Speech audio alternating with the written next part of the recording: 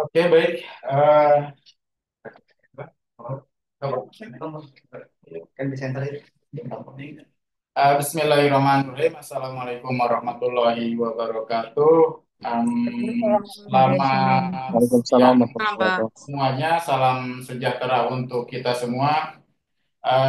Terima kasih atas kehadiran semuanya. Eh, Sebelumnya saya mengucapkan minal aidin wal faizin, mohon maaf lahir dan batin bagi umat Islam yang merayakan Hari Raya Idul Fitri di tahun ini.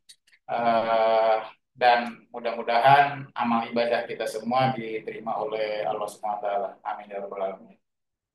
Dan salam sejahtera buat kita semua. Dan di kesempatan kali pertama ini kita akan memulai dengan mata kuliah untuk Sistem Informasi Laboratorium atau SIL, di mana eh, kami diamanatkan untuk memberikan kontribusi kepada Prodi Sarjana Terapan Teknologi Laboratorium Medis Poltekkes Kemenkes Jakarta 3 dengan kode mata kuliah AK4409, di mana mata kuliah ini akan kami ampu selama satu semester full ini.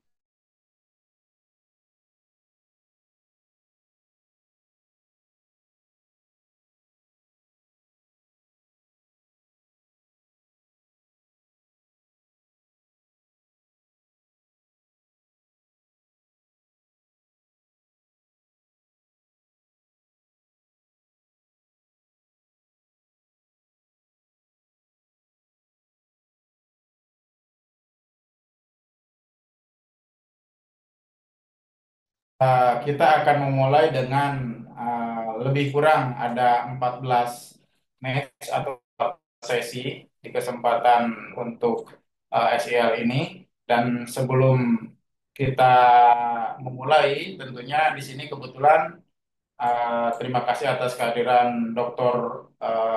Ruben Snapnut, di mana beliau adalah owner dan ataupun director daripada MRK Diagnostics, yang selama ini beliau selalu mensupport dan full dalam kerjasama antara MRK Diagnostik dengan Poltekkes Kemenkes Jakarta 3.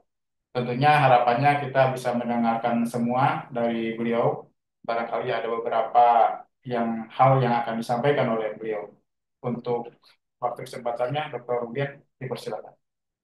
Terima kasih dan guru-guru dari Poltekkes 3 mahasiswa dan lain terima kasih untuk waktu dan oportunitas untuk MRK. Terima kasih untuk tim MRK untuk bersiapin konten. Saya tidak mau pakai waktu lama, tapi saya mau insist atau membicara untuk terpenting dari LIS. Baru tahun kemarin Presiden MRK Indonesia, Pak Prabowo, baru yang ada opsi untuk 8 parameter gratis check-up di Vaskes Beringat. Dari 4 ke 8 parameter. Itu bikin masalah sedikit, itu bagus untuk pasien, tapi dari nomor dari tes di setiap puskesmas itu sangat signifikan naik. Yang kalau Anda lihat angka, kalau ada satu puskesmas tentang 10 pasien per hari, 10 pasien per hari aja. Itu per tahun 110.000 hasil. 110.000 hasil yang ada di sana harus tulis manual itu masuk. 10 hasil urin, 20 hasil dari hematologi, 8 hasil yang baru gratis dari kimia klinik. Yang untuk ini terintegrasi untuk software seperti LIS masuk sistem Indonesia untuk koneksi alat ke LIS, untuk koneksi LIS ke Satu Sehat dan ke BPJS, itu hal sangat penting. Kami masih jauh dari itu karena ada jutaan alat, 2 sampai 3 juta alat Alkes di Indonesia, umur dari 60, 50, 40 tahun, belum termasuk Windows dan lain, yang koneksi alat begitu ke LIS itu rumit. Tapi MRK sangat on the way. Kami ada platform, kami ada opsi, kami sudah ada berapa contoh, tapi itu satu hal yang terakhir untuk hal ini dari Kuningan, dari Indramayu, saya dengar yang parah untuk analis di puskesmas setiap hari Jumat atau terutama hari Jumat terakhir setiap bulan, dia parah karena harus 1.000, 2.000 hasil masuk sistem. Itu hampir impossible manual entry, kesalahan dan lain-lain. So ini sekarang itu satu komponen sangat penting untuk analisa, validasi, dan kirim data ke satu sehat dan ke BPJS. Semoga Anda paham, yang MRK siap untuk jelaskan detail, yang kepentingan untuk IT, termasuk mungkin hasil bisa nanti transfer ke pasien lewat HP untuk dia ada benefit untuk kesehatan dia. Makasih untuk waktu dan semoga Anda menikmati dan bisa belajar konten dari LMS kita. Terima kasih. Terima kasih, Mas. Baik, terima kasih Mr. Ruben atas waktu dan kesempatannya. Ya, benar. Oke. Eh, Baik, rekan-rekan sekalian, saya sampai lupa memperkenalkan diri karena apa namanya agak grogi ada Mr. Ruben hadir ya. Oke. Perkenalkan sebelumnya izin nama saya Cep Dinarsono. Saya diberikan tugas memanage produk di PT MRK Diagnostik. Salah satunya adalah produk untuk LAS dan RME atau rekam medik elektronik. Dan di mana di samping saya ada Pak Muhammad Imam Akbar. Beliau adalah tim ekspertis kami di bidang IT yang tentunya erat kaitannya bahwa LAS dan RME ini adalah terkait dengan software ataupun hardware sekaligus di dalamnya sistem operating manajemennya juga menyangkut masalah teknologi informasi tentunya. Nah, barangkali itu perkenalan sebelumnya karena pertama kali kita tatap muka dan dalam suasana Lebaran ya seperti itu. Barangkali dari Mbak kelasnya atau Mbak Ketua kelasnya, saya memanggilnya siapakah baiknya? Izin Bapak ada Mbak Dilah dengan saya Rini. Oh, Mbak Rini dengan Mbak Mbak Dilah ya. Dilah, iya Pak, ada dua Pak. Oke, baik, terima kasih. Kita lanjut saja atau ada yang mau disampaikan sebelumnya? Bisa lanjut aja Pak? Oke, lanjut. Ya Pak. Kalau saya melihat ada berapa audiens ya peserta itu Pak Imam? Tadi ada 67 ya. Apakah 67 ini sudah termasuk di dalamnya hadir semua atau ada beberapa yang Ada belum berkesempatan hadir? total semuanya 79 siswa Pak, izin Pak. Ini sekarang sudah 71 orang yang bergabung. Berarti lebih kurang ada 8 yang belum berkesempatan Ya bergabung Pak. ya. Ya Pak. Oke, baik. Mudah-mudahan di sesi-sesi berikutnya kelengkapan ataupun jumlah partisipannya akan lebih lengkap lagi karena terkait beberapa informasi yang barangkali dari setiap sesi akan berkesinambungan ya seperti itu. Terus kemudian yang kedua di minggu depan kemungkinan besar kita langsung kepada sesi untuk praktikum ya seperti itu. Tapi untuk di minggu pertama ini di dua sesi rasanya awalnya sih kami pengen sesi pertama, sesi kedua itu harus onsite ya, harus onsite. Jadi harus ada di tempat karena kami akan lebih barangkali akan lebih apa afdol bila mana bertatap muka ya face to face meeting. Tetapi ya karena sesuatu hal dan secara kebetulan juga saya memaklumi bahwa rekan-rekan juga di sela-sela kesibukan ya kesehariannya ya kan akan ada dan tugas dan kewajiban juga harus berbagi waktu dan kesempatan tetapi tanpa mengurangi arti daripada proses belajar mengajar ini tentunya kita akan jalankan dengan cara apapun yang jelas proses KBM tetap berjalan seperti itu.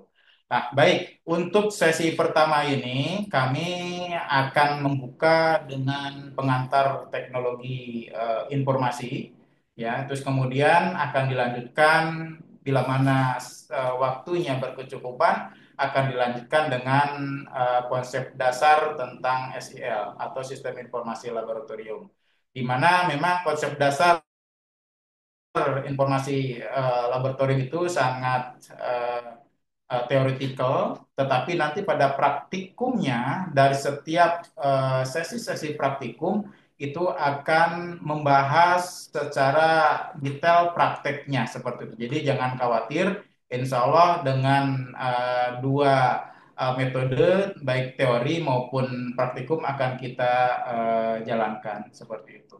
Nah, untuk lebih menghemat waktu, barangkali nanti Pak Imam akan memberikan sesi yang pertama tentang pengantar teknologi informasi. Oke, maaf Mbak Rini, Mbak Dila, Ya, sesi Pak. kali ini sampai jam berapa available waktunya? Bentar, Pak. Kita ngikut Bapak aja, Pak. Oh, atau Mbak Rini begitu kah? Biar kompak karena ada dua, karena saya harus Ya, Pak. menanyakan kedua. Ya, Pak. Oke, oke. Kalau begitu bertiga ya dengan kami ya kesepakatannya tentunya ya. Ya, Kita sesuaikan waktunya saja ya, begitu ya. Pak. Oke, baik. Oke, Pak Imam, silakan Pak Imam, silakan. Ya.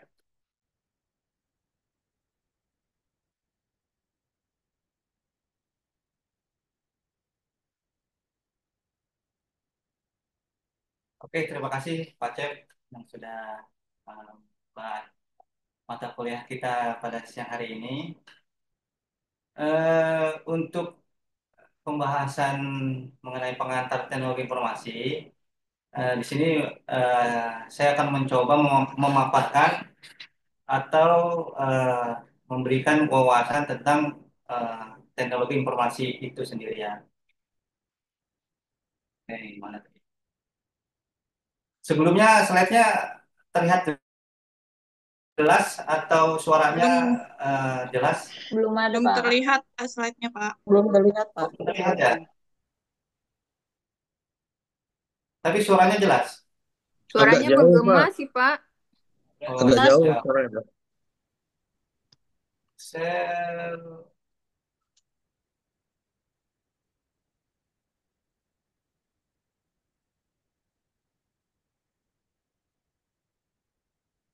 sudah Udah, terlihat? slide-nya udah kelihatan, Pak.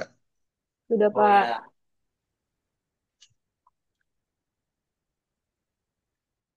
Oke. Untuk pemaparan untuk pengantar teknologi informasi, di sini saya bagi menjadi 7 submateri. Pertama definisi, kedua sejarah, ketiga komponen, empat jenis, kelima manfaat, keenam tantangan, dan selanjutnya adalah masa depan. Sebenarnya ada 8, 8 itu kesimpulan dari materi kita hari ini. Lanjut untuk definisi dari teknologi informasi apa sih gitu ya. Nah, definisi teknologi informasi eh, itu erat kaitannya eh, ada perangkat yang mendukung yaitu perangkat keras, perangkat lunak, dan jaringan. Jadi ketiga faktor ini harus memenuhi saling berkaitan. Kalau salah satu yang tidak memenuhi, maka tidak dikatakan itu sebagai teknologi informasi. Karena kenapa? Karena ketiga perangkat ini saling dukung mendukung gitu ya. Jadi perangkat keras, perangkat lunak dan jaringan digunakan untuk mengolah, menyimpan dan mengirim informasi yang menjadi sasaran, sasaran apa namanya target yang menjadi informasi yang ingin dituju gitu ya. Dan contoh teknologi informasi yang sudah kita tahu dalam kehidupan kita sehari-hari itu seperti komputer.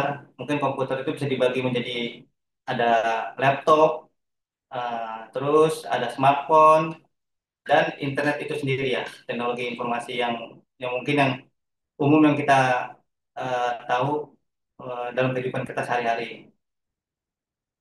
Nah, lanjut ke materi sejarah. Sejarah teknologi informasi itu dibutuhkan ketika mungkin penemu komputer pertama kita di tahun 1940 untuk menunjang operasional ya, untuk menunjang operasional dari manual, mengkolek, mengompil data manual menjadi komputerisasi. Jadi di era tahun 40-an itulah awal dari pengembangan komputer pertama. Dilanjut ke era tahun 60-an. Ke era 60-an sejarahnya itulah mungkin di titik ditemukannya internet kali ya. Titik ditemukannya internet tapi masih dalam tahap pengembangan. Jadi tujuannya adalah mungkin waktu itu agar suatu negara dengan negara lain atau suatu kota dan kota lain itu terhubung informasi sehingga mempercepat informasi yang dibutuhkan gitu ya. Berkembangnya era ke tahun 80 dari komputer pertama yang mungkin dulu jadul segala macam berkembang menjadi komputer pribadi ya. Komputer pribadi atau PC komputer yang dulu kayak layar tabung yang PC-nya gede-gede itu di era 80 dan berkembang selanjutnya ke era tahun 90 di mana tahun 90 itu adalah mungkin era era kebangkitan kali ya, era kebangkitan teknologi informasi, era pengembangan informasi selanjutnya dari pengembangan sebelumnya, pengembangan internet, pengembangan komputer, sehingga dibungkuslah suatu teknologi itu dan siap untuk dikomersilkan. Dikomersilkan dalam arti untuk bisa dinikmati khalayak umum gitu ya. Itu di era tahun 90-an. Lanjut ke era pengembangan tahun 2000, 2000-an sampai sekarang ya. Nah, itu teknologi sudah tidak bisa terbendung lagi dengan penemu dengan kita berterima kasih dengan penemu-penemu kita terdahulu sehingga kita bisa menikmati teknologi seperti mobile, handphone, tablet, CCTV, eh, rumah pintar, transportasi pintar, logistik pintar, sampai security pintar. Nanti kita bahas satu-satu di dalam step yang lainnya. Lanjut dari sejarah, kita lanjut ke komponen. Komponen pendukung untuk terjadinya teknologi informasi apa aja sih? Sehingga informasi yang dituju dari satu negara ke negara lain atau dari satu kota ke kota lain atau lebih spesifik lagi dari laboratorium ke laboratorium lain atau dari rumah sakit satu ke rumah sakit lain atau dari kita ke umum ke dunia dunia umum gitu ya. Jadi harus ada perangkat keras tadi. Perangkat kerasnya apa itu? Hardware, komputer, smartphone, dan lain-lainnya. Hardware ini bisa jadi tadi komputer, server, alat pendukungnya mikrotik segala macam untuk mendukung medianya ya. Selain hardware yang harus didukung adalah perangkat lunaknya, softwarenya, yaitu operasi. Sistem operasi yang harus ada untuk dilakukan apa namanya wadah untuk melakukan informasi itu sendiri, untuk mengolah data informasi itu sendiri. Yang kita tahu software itu sistem operasi misalnya ya, contohnya ya kayak Windows. Kayak dulu Windows kan ada Windows 98, beralih ke Windows XP, Windows 8, Windows 10 sampai terakhir ini kan Windows 11 ya. Nah, itu adalah transformasi dari teknologi informasi untuk yang kita butuhkan gitu ya. Terus aplikasi yang sekarang kita bisa ketahui kayak Android dan iOS. Yang mungkin yang Android yang punya Android, yang pakai iPhone yang pakai iOS-nya gitu ya. Itu adalah perangkat lunak dari teknologi informasi.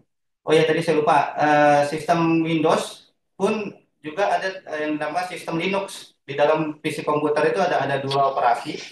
Bisa dia berdasarkan Windows operasional yang kita kenal sebagai halayak umum kayak Windows 11 dengan Office, Excel dan Word-nya segala macam. Selain itu juga ada bukan Windows, sistem operasi yang berdasarkan Linux ya. Linux. Ya, Linux sendiri macam-macam sama kayak Windows. Ada Linux yang CentOS, Rocky, dan macam-macam sistem operasi Linux.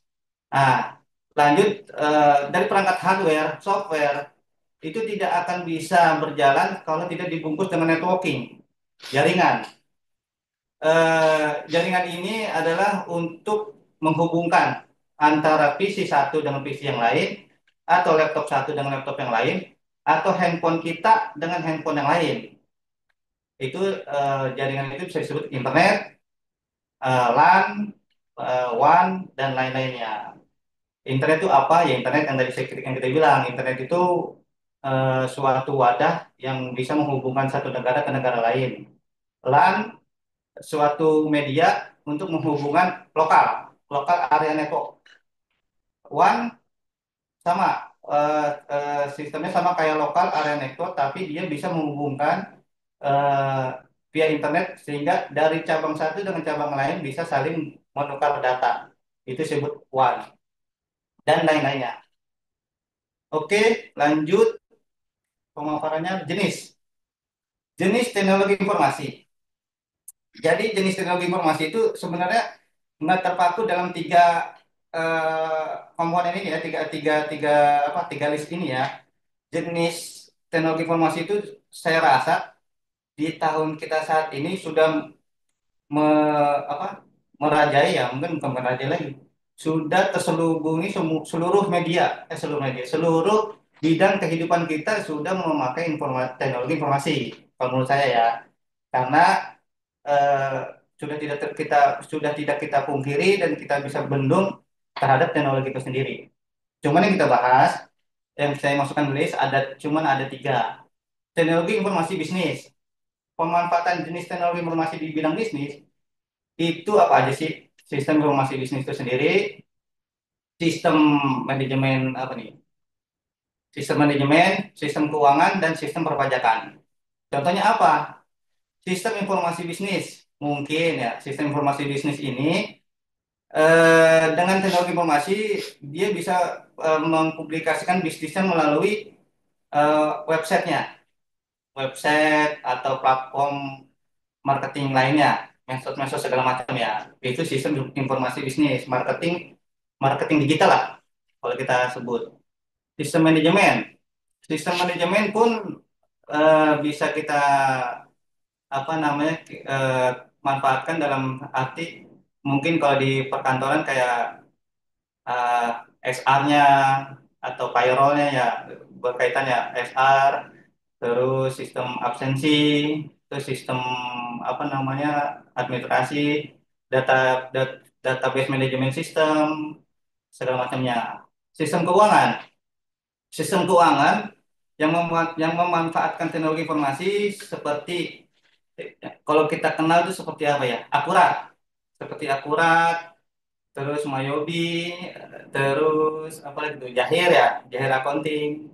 Nah, itu adalah salah satu faktor teknologi informasi yang membantu kita untuk dari mencatat dari jurnal, jurnal transaksi sampai pelaporan keuangannya. Sehingga tidak seperti yang dulu kita kuliah, membuat jurnal manual, buku besar, neraca lajur, sampai ke laporan keuangan yang masih manual.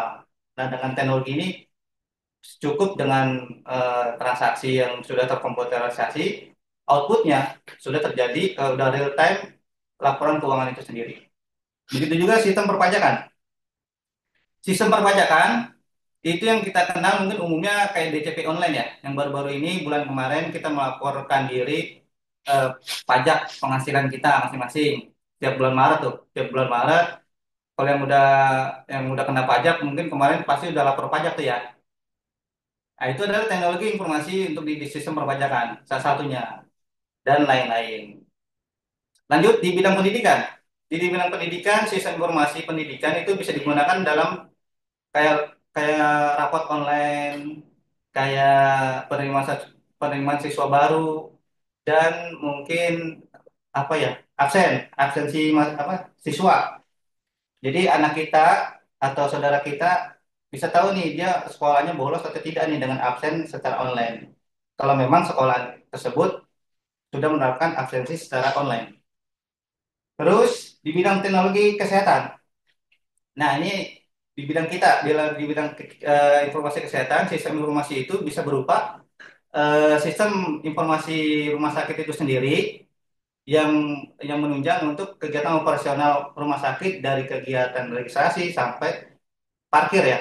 Kalau saya lihat itu ya, kalau kayak sistem HIS-nya, hospital informasi sistem, sampai ke laboratorium yang nanti kita akan kupas lebih lanjut kayak LAS, SIL, itu adalah bagian dari teknologi informasi di bidang kesehatan.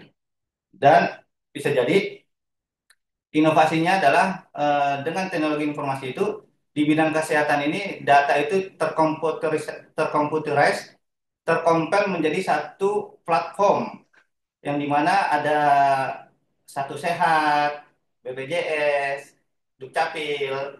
Jadi dengan sistem rumah sakit yang sudah terkomputerisasi, registrasi pasien itu semakin mudah dan pengklaiman BPJS pun juga semakin mudah, tidak lagi serta merta dengan manual paper yang tumpukan ya, yang dokumen yang bertumpuk gitu ya. Jadi istilah kata apa namanya kalau di di bahasa trennya paperless lah. Itu di bidang kesehatan. Ada pula telemedis. Telemedis ini bisa juga kayak konsul dokter, kayak Halodoc, aplikasi Halodoc atau konsultasi-konsultasi telemedis di klinik-klinik atau rumah sakit mandiri atau rumah sakit pemerintah yang sudah menerapkan teknologi itu ya, telemedis. Dan bisa juga lebih expertnya lagi di bidang pembedahan. Sekarang teknologi informasi yang bisa juga disebut Internet of Medic Things itu bisa dilakukan pembedahan secara online. Jadi dokter bisa melakukan operasi pembedahan remote di mana saja, kapan saja dengan teknologi ini. Nah, di sini saya coba memberikan tugas pertama kali ya. Nanti mungkin ini saya share ke ketua kelas. Jadi tugas pertamanya adalah di sini coba sebutkan teknologi informasi kesehatan yang ada di tempat Anda bekerja. Nah, mungkin terserah mau minimal, nggak ada minimalnya dan nggak ada maksimalnya. Semakin banyak semakin bagus informasinya. Oke, lanjut.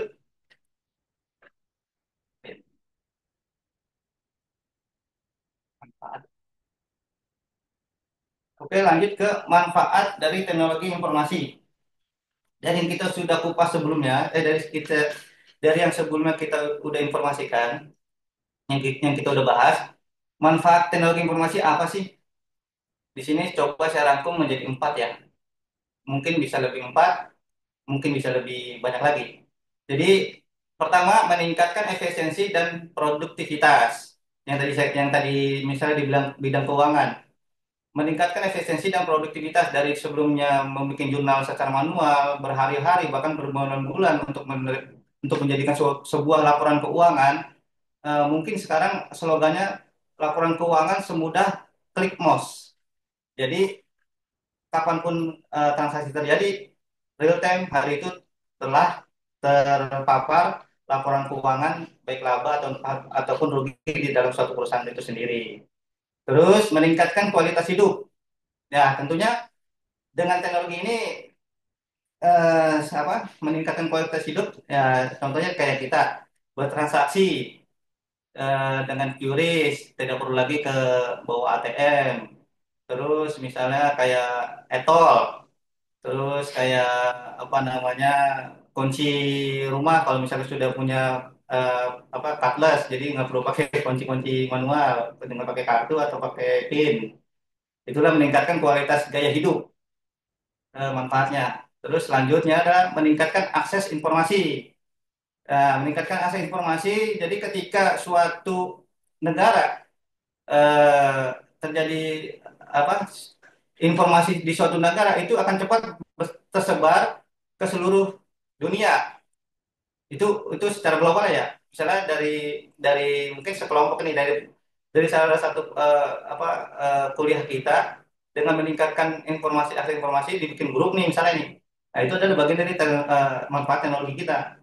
Dengan ketua kelas kita memblas informasi tentang mata kuliah, dengan cepat kita mendapatkan informasi dari yang disampaikan oleh ketua kelas kita. Dan korelasi sama dengan meningkatkan komunikasi, sehingga informasi yang cepat, informasi yang akurat itu akan meningkatkan komunikasi. Jadi tidak ada lagi istilah kata miskomunikasi ya. Jadi istilahnya meminimalisir miskomunikasi dari informasi yang disebarkan gitu, dari informasi yang di di blast tadi gitu. Lanjut, tantangan. Selain selain manfaat teknologi informasi yang kita bisa rasakan di kehidupan kita sehari-hari, pastinya kan ada tantangan ya. Ada tantangan atau minusnya atau kekurangan dari teknologi informasi itu sendiri. Mungkin kekurangannya pertama adalah keamanan informasi. Karena kenapa? Setiap data yang sudah terpublish, baik itu di medsos, di website, ataupun di platform lain, itu adalah milik bersama. Karena di dunia maya itu setelah data sudah eh, terpost, itu tidak bisa lagi kita back atau tidak bisa lagi kita kembalikan karena sudah eh, datanya itu udah liar, udah apa namanya, udah kemana-mana. Jadi jadi bahan konsumsi khalayak umum ya. Jadi keamanan informasi ini tantangannya adalah eh, ada beberapa perusahaan ketika memang dia sudah berani untuk mempublish datanya, dia harus mengeluarkan biaya ekstra untuk menjaga akses di websitenya itu sendiri. Misalnya dia menyewa firewall, atau dia meningkatkan websitenya menjadi HTTPS, atau mengencrypt datanya dia, datanya dia, menyewa jasa encrypt ya. Ini biasanya misalnya kayak Akurat, kayak tadi itu kayak apa namanya, Jahir, itu pastinya akan menyewa vendor untuk mengencrypt datanya. Dan tantangan selanjutnya adalah privasi data. Nah, ketika keamanan informasi ini diabaikan, keamanan informasi ini dinomorduakan, dampaknya adalah privasi data kita. Privasi data kita itu akan tersebar kemana-mana. Makanya kita sering dengar ada salah satu kelompok yang dinamakan hacker ya. Nah, hacker itu ada hacker itu ada dua golongan, ada hacker hitam dan ada hacker putih. Hacker hitam adalah yang merusak privasi data kita, yang mencuri data kita untuk tujuan kriminal ya. Apa itu untuk pemerasan, apa itu untuk lain-lain lah, mengekspos data-data kita. Kalau hacker putih itu adalah menguji keamanan informasi kita, tapi menginformasikan ke tim terkait celah kebocoran keamanannya di di suatu website atau di suatu platform untuk menghindari dari pembocoran privasi data itu sendiri. Dan tantangan selanjutnya adalah ketergantungan teknologi. Ketergantungan teknologi itu bisa kita rasakan ketika memang terjadi chaos di dalam suatu negara. Contoh misalnya, kita dari bangun tidur sampai tidur lagi tidak lepas daripada HP. Dan di dalam HP itu sendiri, kita dari mau makan, selesai makan itu pasti dari kita pergi mau pulang itu ada yang mau melakukan transaksi QRIS, ada yang melakukan transfer ke sana ke sini, ada yang menginformasikan produknya di marketing digitalnya, ataupun ada melakukan pelaporan di platform masing-masing di tempat kerjanya. Coba dibayangkan ketika data center suatu negara atau data center suatu kota itu chaos. Dalam arti mungkin ada serangan teroris atau datanya itu mungkin korup, apa namanya, kadang-kadang kelistrikannya mungkin meledak atau gimana. Coba kita bayangkan seandainya data center di Indonesia itu meledak atau dibom, apa yang terjadi di kehidupan kita sehari-hari? Pastinya kita tidak bisa mentransfer ke sanak saudara, kita tidak bisa melakukan transaksi, kita tidak bisa menonton YouTube, kita tidak bisa melakukan kegiatan eh, banking apa kegiatan perbankan maupun kegiatan operasional yang lain. Itu itulah ketergantungan teknologi di tantangan teknologi ini. Selanjutnya adalah dampak sosial lingkungan. Dampak sosial lingkungan itu bisa rasakan ketika tidak ada keterbatasan usia untuk mengakses teknologi informasi itu sendiri. Jadi bisa dikatakan tunas-tunas muda banyak yang berguguran karena dampak ini. Kayak sosial media yang tidak diawasi oleh orang tua, terus orang tua juga acuh terhadap perkembangan teknologi informasi, sehingga informasi yang masuk ke anak-anak mereka itu bisa menjadi positif ataupun negatif. Ketika memang positif, yang menjadi cuan, istilah kata menjadi ladang penghasilan. Tetapi ketika yang masuk ada negatif, bisa jadi menjadi kenakalan remaja. Kenakalan remaja seperti misalnya kayak tawuran. Karena dampak tadi medsos, jangan nge-share, akan terjadi tawuran di suatu daerah, itu akan cepat tuh informasi berkembang, sehingga salah sedikit informasi yang disebar terjadi miskomunikasi, sehingga terjadi tawuran anggaplah antar RT, antar gang, ataupun tawuran antar pelajar. Dan lebih parahnya lagi bisa meranah ke dunia narkoba, dunia pergaulan bebas. Itulah dampak-dampak yang tidak bisa dibendung terhadap teknologi informasi itu sendiri. Selanjutnya adalah masa depan. Masa depan dari teknologi informasi itu pastinya masih terus berkembang ya. Tadi dari tahun tahun 40 pertama kali komputer ditemukan sampai tahun ini itu pasti yang namanya teknologi informasi itu pasti berinovasi terus menerus dan sampai mungkin dunia ini kiamat kali ya. Teknologi informasi itu pasti dibutuhkan. Apa aja sih masa depan teknologi informasi? Di sini ada teknologi artificial intelligence atau disebut AI. Terus ada teknologi Internet of Things, IoT. Ada teknologi blockchain. Terus ada lagi teknologi quantum computing. Jadi kita bahas satu-satu. Apa itu teknologi artificial intelligence?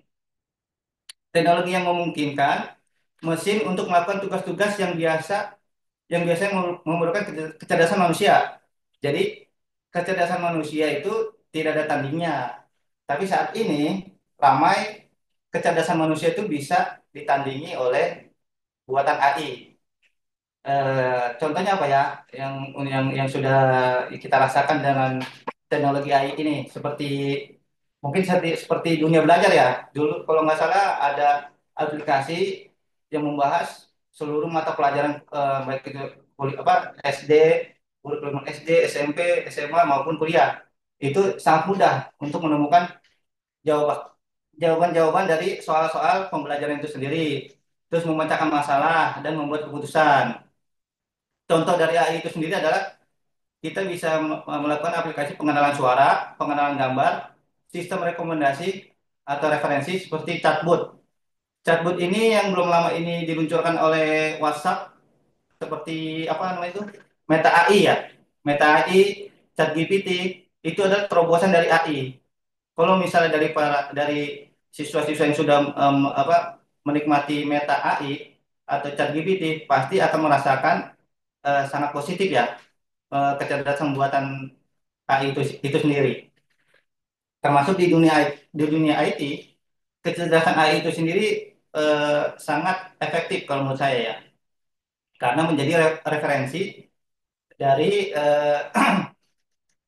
referensi dari ketika kita lupa dari mata pelajaran yang dulu kita kuliahkan, pasti kan ada lupa tuh. Nah itu kita konsul aja ke chatbot Meta AI, itu pasti akan dijawab sama sama aplikasi tersebut. Ini sebelumnya saya coba izin minum air putih dulu ya. Ya Pak, silakan Pak. Coba, coba boleh Pak, dicoba Pak. Ini masalahnya di sini warung kopi agak jauh. Iya jauh, kudu turun dulu ke bawah.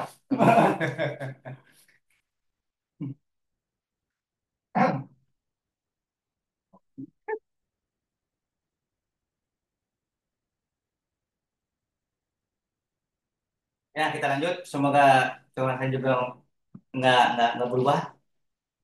Jadi dari Meta AI itu sendiri, dari fitur WhatsApp yang baru-baru ini sudah diluncurkan, itu sangat berguna bagi dari kalangan bawah sampai kalangan atas kalau menurut saya ya. Apapun yang Anda apapun yang Anda inginkan, apapun yang kita ingin pertanyakan, selalu bisa dijawab oleh Meta AI itu sendiri. Tapi dengan batasan dan guidance di diri kita masing-masing ya. Jangan sampai apa yang sudah direferensikan, apa yang sudah direkomendasikan oleh chatbot itu dengan mentah-mentah eh, kita kita apa?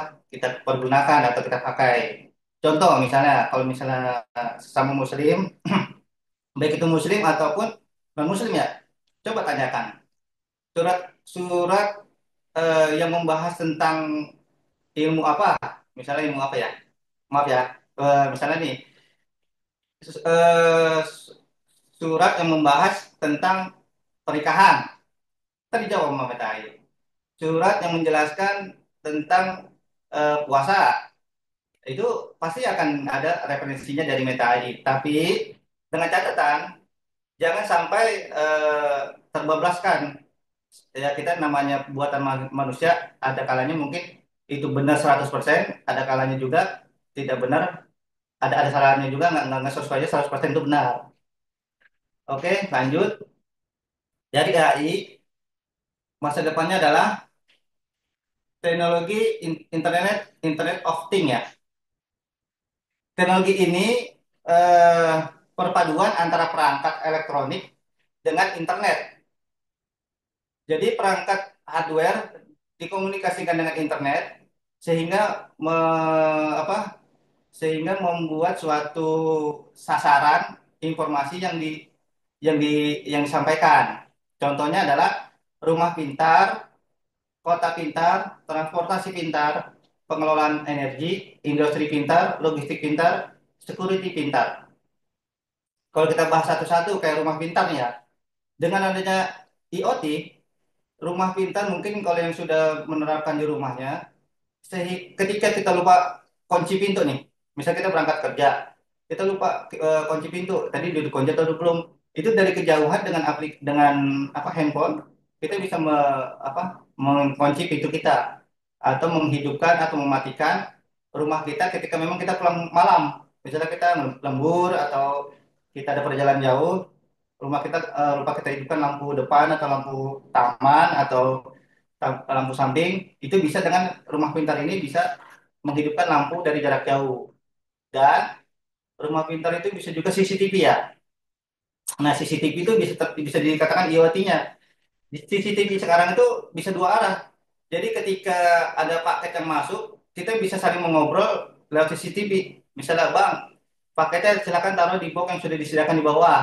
Itu dengan otomatis real time si abang paket mendengar suara kita dari CCTV yang memang sudah mendukung sound systemnya ya, yang sudah ada sound system untuk menerima suara. Itu yang disebut IoT. Terus kota pintar. Kota pintar mungkin kita bisa lihat dari apa eh, korelasinya sama dengan transportasi pintar. Kayak yang ada di Jakarta saat ini, LRT ya, LRT itu tanpa masinis kereta udah bisa jalan sendiri tuh.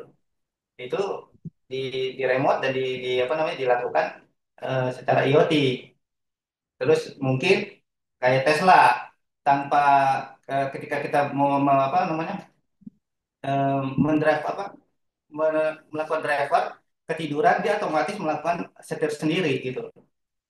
Nah, itu dalam transportasi pintar. Terus pengelolaan energi. Dalam pengelolaan energi bisa jadi dalam eh, perminyakan atau dalam dunia apa namanya kilang minyak kali ya. Itu bisa ketahuan hari ini berapa barel yang sudah disedot dari perut bumi.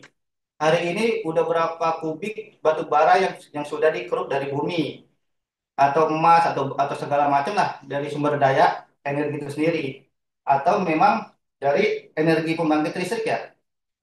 Hari ini energi yang sudah tersampaikan berapa kilowatt, nah, itu bisa dilakukan. Terus industri pintar pun sama. Bisa jadi industri pintar kayak assembling, kayak segala macam apa namanya perakitan itu sudah banyak yang dilakukan oleh robot-robot ya. Nah ini tantangan nih, saingan kita jadi robot-robot pintar nih. Kalau memang kita nggak pintar ya kita kesaing sama robot-robot itu sendiri. Begitu juga logistik pintar. Logistik pintar itu jadi kita ketahuan nih barang ini ada di mana, terus di titik mana itu ketahuan. Itu namanya logistik pintar. Terus apa namanya eh, estimasi biaya dari sini ke sini dengan sekian beratnya sekian, kubiknya sekian, volumenya sekian dapat biayanya berapa kayak gitu kan. Nah itu disebutlah yang disebut logistik pintar ya. Dan security pintar. Security pintar itu ada pemadam, ada alarm maling. Jadi ada satu jasa di mana rumah kita ketika dipasang jasa ini, ketika ada maling ya, itu akan otomatis alarm bunyi dan alarm itu akan ada notif di HP kita. Dan ada juga di notif itu ada HP di jasa namanya kalau nggak salah apa ya? Jasa G4S kalau nggak salah ada. Jadi ketika rumah kita dibobol, otomatis ada notif ke HP kita dan ada jasa security ke apa notif bahwa rumah kita terbobol. Jadi dengan sergap, dengan apa cepat, tim G4S ini, tim apa guru sergap mengunjungi rumah kita untuk untuk melakukan apa pencegahan dari maling itu sendiri. Kalau memang itu maling, tapi kalau misalnya apa kebakaran pemadam mungkin langsung segera berkoordinasi dengan eh, tim pemadam setempat. Itu dari pemanfaatan IoT ya. Lanjut ke teknologi blockchain. Nah, teknologi ini adalah teknologi yang apa ya? Yang mungkin digemari saat-saat ini ya. Blockchain ini produk hasilnya adalah kayak kripto ya, uang kripto. Tunggu sebentar maaf nih, ininya tegang.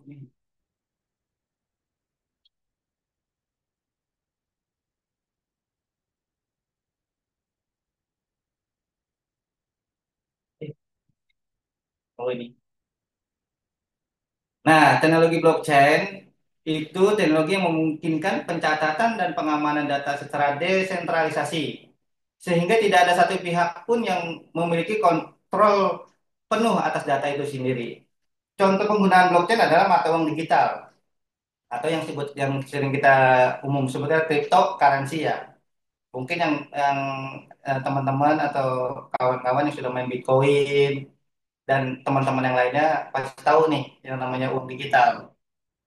Dan, eh, dan teknologi pun bisa digunakan untuk pengamanan data karena semua transaksi pengamanan data dan transaksi terenkrip dan tidak ada yang mengontrol, tidak ada memonopoli atas data itu sendiri, terdesentralisasi.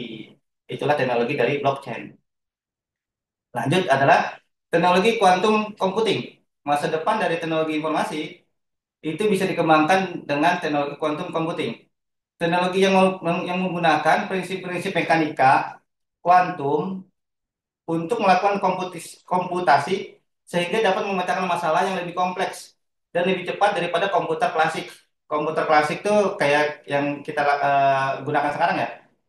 Kalau menurut dia nih, menurut teknologi dia, komputer kita, PC kita yang saat ini kita gunakan, laptop yang saat ini kita gunakan, baik itu core-nya mau i7, Gen 14, RAM-nya 16, atau RAM-nya bisa 32 giga, itu menurut mereka klasik.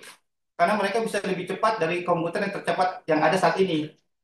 Dan teknologi ini contohnya adalah bisa melakukan penemuan obat ya. Karena kenapa? Dengan kompleksitasnya mensimulasi molekul yang kompleks sehingga dia bisa apa ya dengan cepat obat ini penyakit ini mungkin obatnya apa namanya cocoknya ini ramuannya ya terhadap mensimulasi ke molekul-molekul yang kompleks itu sendiri. Terus bisa menganalisa risiko dan pengoptimalan portofolio investasi. Mungkin contohnya gini ya. Eh, Kalau misalnya di dunia trading kali ya. Kalau sekarang kan ada tuh istilah kata robot trading.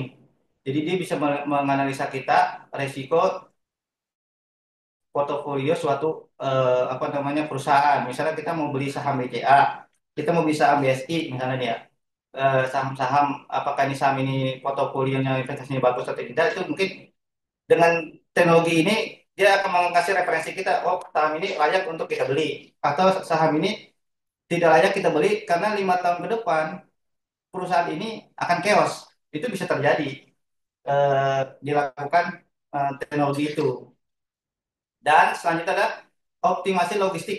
Nah, optimasi logistik yang tadi kita sudah sampaikan, itu dia bisa mengoptimalkan rute pengiriman, menghemat waktu dan biaya. Itu dari pemanfaatan quantum computing.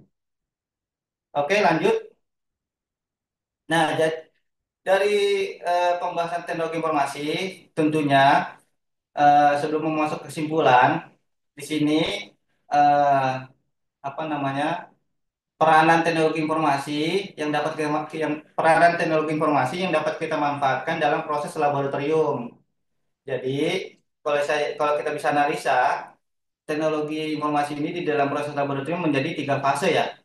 Ada pre-analitik, analitik dan eh, setelah analitik ya, post analitik. Ini adalah teknologi-teknologi yang membungkus di dalam proses laboratorium dari proses registrasi form, terus pengambilan sampel. Ini sudah terkomputerisasi ketika memang di sini sudah menggunakan sistem teknologi informasi.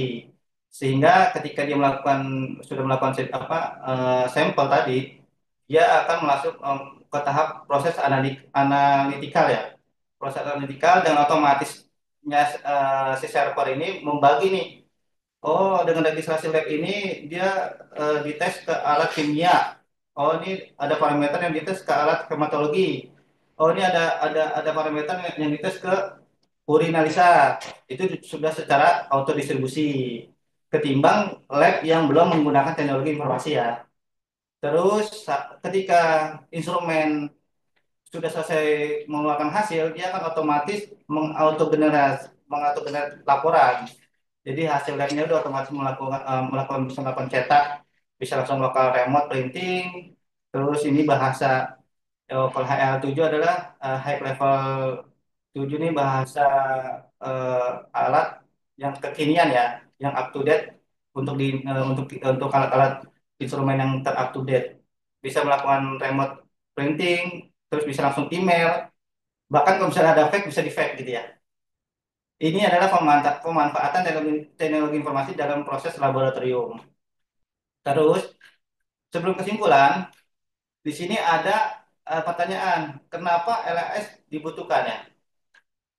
Kenapa laboratorium informasi sistem dibutuhkan? Nah, ini bisa dijadikan pertanyaan. Coba perhatikan proses yang terjadi di laboratorium dari pre-analitik, analitik, dan pasca analitik. Pasti di situ ketika masih manual, itu eh, seorang TLM eh, secara langsung tidak langsung, secara mau tidak mau, pasti ada melakukan human error ya. Seperfect-perfectnya, seteliti-setelitinya kita, pasti ada masa-masanya kita itu trader ya. Apa kalau trader ya? Istilahnya. Eh, Masa-masanya kita itu lupa mungkin ya. Karena manusia itu tempatnya salah dan lupa. Jadi dengan dengan dengan itu menurut penelitian kesalahan terbesar ada terjadi pada proses preanalitik sebesar 68%. Nah, disinilah peran teknologi informasi untuk meminimalisir kesalahan itu sendiri dari preanalitik, analitik, dan pasca analitik. Dan ada tugas lagi yang kedua nih dari kami. Tugas yang tadi yang pertama, ini ada tugas yang kedua. Tugas kedua adalah coba tuliskan apa saja jenis kesalahan yang timbul pada tahap proses pemeriksaan laboratorium jika tidak menggunakan sistem informasi laboratorium, SIL, dan sebutkan dampaknya. Nah, ini tugas yang kedua. Nanti materi ini akan kami share ke ketua kelas untuk dilakukan diteruskan ke eh, apa ke grup ya. Lanjut kesimpulannya. Nah, kesimpulan dari pengantar informasi, kesimpulan dari pengantar teknologi informasi secara umum yang sudah saya jabarkan itu adalah teknologi informasi adalah suatu sistem yang terdiri dari perangkat keras, perangkat lunak, dan jaringan yang digunakan untuk mengolah, menyimpan, dan mengirim informasi. Itu adalah kesimpulan. Apapun teknologi yang ada di dunia ini, itu pasti untuk mengolah, menyimpan, dan menyampaikan informasi. Itu. Terus, teknologi informasi memiliki banyak manfaat, namun juga memiliki tantangan yang perlu diatasi. Itu yang tadi kita udah bahas. Ada manfaat positif dan juga pastinya ada manfaat negatif. Bagaimana tinggal kita memanfaatkan teknologi yang sudah tersedia saat ini. Dan oke, karena slide sudah habis, udah thank you dari saya untuk pengantar teknologi informasi cukup sekian. Semoga jelas dan bisa diterima oleh rekan-rekan semuanya. Ketika memang ada pertanyaan atau ada yang kurang jelas, mungkin boleh dibuka sesi itu, sesi pertanyaan ya. Atau memang kita lanjut ke pemaparan konsep dasar SIL. Bagaimana? Boleh, Pak, lanjut Untuk dulu, Pak. Soalnya pengantar terlalu teoritis kan ya. ya, oke, dari saya untuk pengantar teknologi informasi cukup ya. Semoga dengan pemaparan yang saya lakukan tadi itu kita bisa membayangkan oh ternyata teknologi informasi itu sedemikian rupanya seperti itu ya. Nah, dengan pemaparan itu mungkin nanti ke depannya agar bisa jadi acuan kita untuk bisa mengeksplor lebih lanjut aplikasi sistem informasi laboratorium itu sendiri. Untuk konsep dasar SIL eh, nanti akan disampaikan oleh Pak Cep ya, yang akan melakukan pemaparan terhadap konsep dasar SIL. Oke, dari saya cukup. Sekian dan terima kasih. Wassalamualaikum warahmatullahi wabarakatuh. Waalaikumsalam warahmatullahi wabarakatuh. Terima kasih, Pak Assalamualaikum Imam. warahmatullahi wabarakatuh. Terima kasih, Pak. Ya, sama-sama.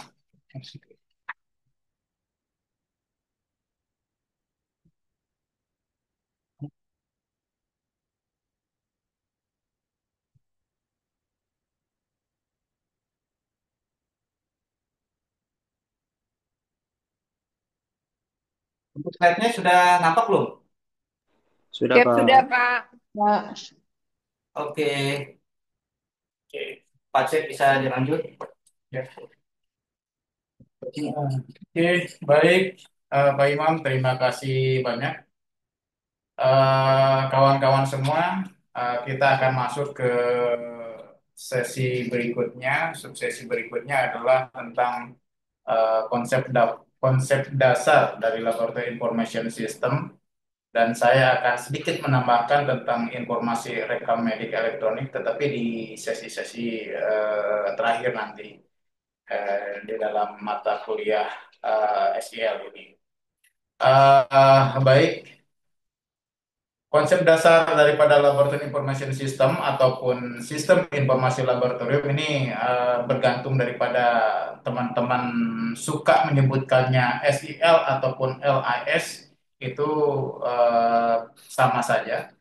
Di mana konsep dasar daripada Laboratory Information System itu sendiri tentunya adalah pertama adalah solusi mengelola laboratorium berbasis perangkat lunak teknologi informasi dengan fitur yang mendukung operasional daripada laboratorium. Nah, tadi disebutkan bahwa di mana operasional laboratorium itu ada tiga tahapan. Yang pertama adalah pre-analitik, analitik, dan pasca-analitik. Nah, tentunya dalam semua proses pemeriksaan laboratorium dari mulai kegiatan pre-analitik, analitik, dan pasca-analitik, di mana LIS ataupun SEL ini memberikan solusi dalam pengelolaan laboratorium itu sendiri. Ya, tentunya dengan menggunakan perangkat lunak teknologi informasi. Nah, di mana LAS ataupun SEL ini sendiri dirancang khusus untuk mengelola laboratorium, tentunya ya dengan menggunakan sistem yang terkini adalah harus mampu terintegrasi dengan beberapa alat pemeriksaan dan sistem aplikasi kesehatan lainnya. Jadi ada kalanya bahwa SEAL ataupun LAS itu sendiri eh, hanya terbatas interfacingnya hanya untuk beberapa alat misalkan, tetapi yang menjadi konsep dasar SEL ini sendiri, semua sistem LAS itu sendiri harus punya rancangan khusus dan bisa mampu mengkoneksikan ke seluruh alat pemeriksaan di dalam laboratorium klinik itu sendiri.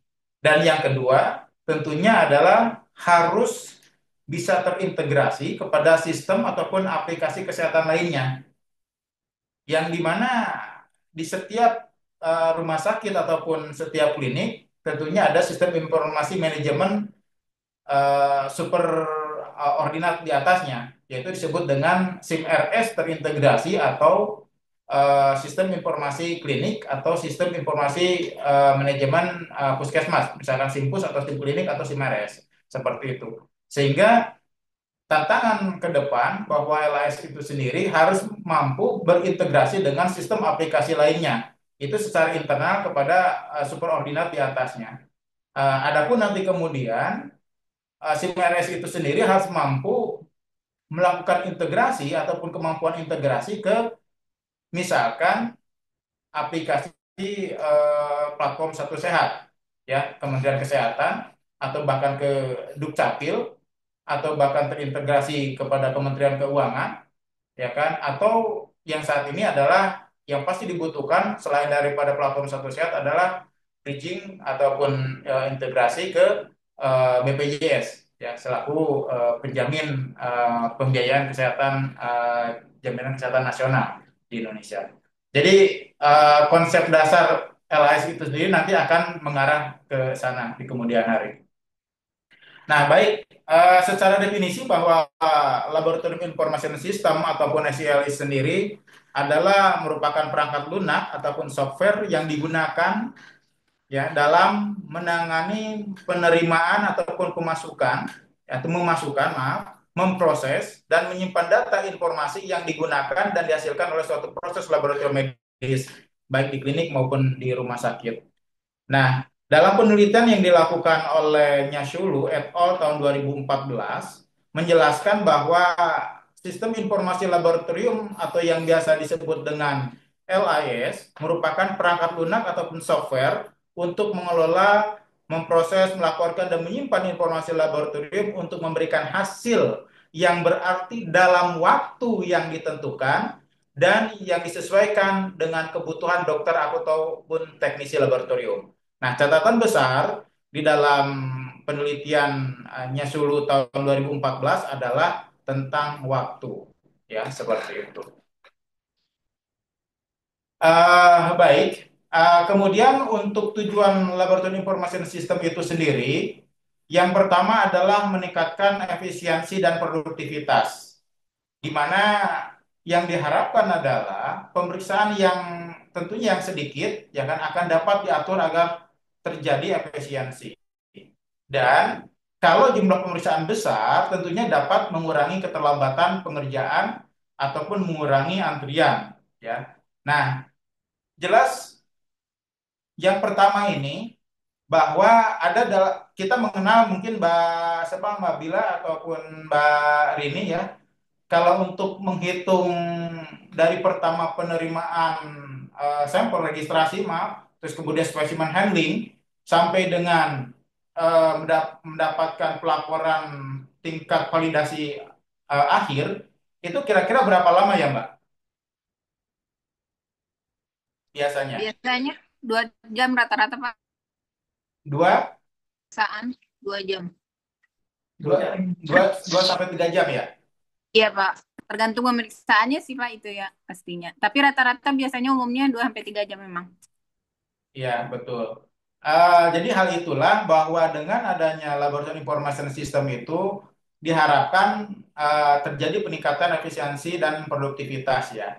Sesuai dengan penelitian yang dilakukan oleh Darin tahun 2010 bahwa kita menghitung PAT, jadi dengan sistem LAS ini sendiri kita bisa menghitung PAT ya. Jadi apa namanya? Turn of time dari mulai penerimaan sampel sampai dengan pelaporan hasil akhir dalam penelitian ini dengan menggunakan laboratorium information system yang secara efektif dapat menghasilkan per pemeriksaan itu kurang daripada 60 menit. Artinya kurang daripada 1 jam. Itu menurut penelitian. Nah, hal inilah yang berdampak positif tentang teknologi informasi dalam hal ini adalah pemanfaatan daripada SEL ataupun LAS ya. Itu yang pertama tujuannya.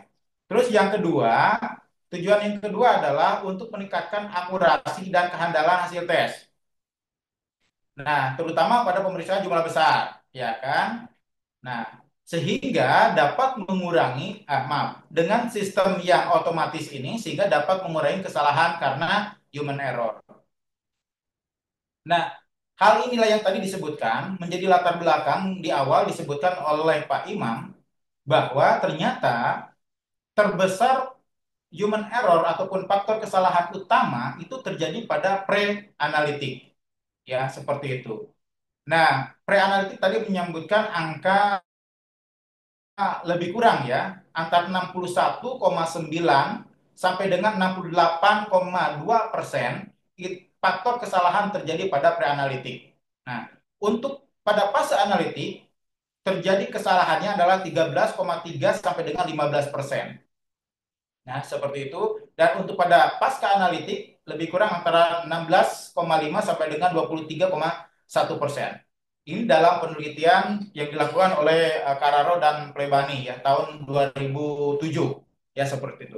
Sehingga karena latar belakang kesalahan yang kerap terjadi terutama pada fase pre-analyticum ya kan sehingga dibutuhkan suatu sistem yang lebih bisa meminimalisir ataupun bahkan mengeliminir faktor-faktor kesalahan yang terjadi ya baik pada fase pemeriksaan laboratorium di pre-analitik, analitik dan bahkan pada saat pasca analitik seperti itu. Nah, sehingga dibutuhkan suatu sistem yang kita mengenal saat ini adalah sistem informasi laboratorium ya, seperti itu. Kemudian yang ketiga adalah untuk meningkatkan keamanan dan privasi data tentunya. Nah, di mana hal ini dapat dilakukan pengaturan akses pengguna ya seperti itu, atau bahkan pengaturan hak akses dari masing-masing pengguna. Contoh misalkan kami saat ini sedang mengembangkan di salah satu laboratorium eh, terpadu di salah satu fakultas kedokteran terkemuka di Indonesia tentang mengembangkan tentang LAS ini. Nah, di mana setiap petugas ataupun seorang TLM yang akan melakukan pemeriksaan dalam pemeriksaan kimia darah katakanlah itu harus login menggunakan akses personal ID ya seperti itu. Itu diharapkan untuk bisa mengetahui bahwa mulai daripada pemeriksaan sampai dengan mengeluarkan hasil bisa tercatat. Jadi ada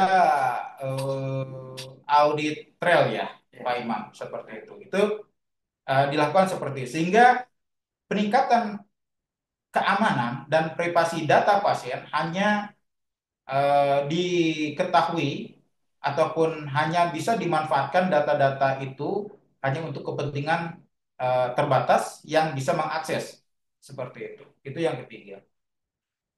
Terus yang keempat tujuannya adalah untuk meningkatkan kemampuan dan pengembangan ya. Kemampuan untuk analisis dan pengembangan seperti itu. Misalkan dalam jumlah pemeriksaan yang tinggi, sehingga tadi manfaat yang pertama meningkatkan efisiensi dan produktivitas juga dengan adanya LAS itu cukup meningkat, sehingga penerimaan jumlah pemeriksaan dalam setiap harinya akan semakin meningkat dan mudah untuk dikoordinasikan.